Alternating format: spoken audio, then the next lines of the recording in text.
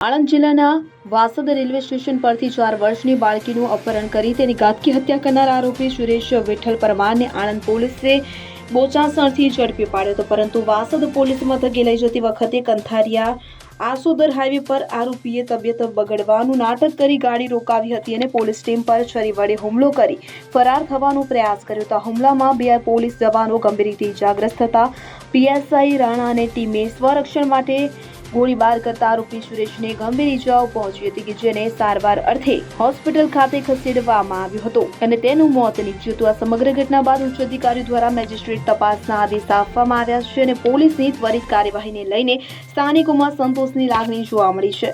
Bureau report CN24 news. હવે જુઓ દેશ દુનિયાની તમામ ખબરો તમારી આંગળીના ટેરવે।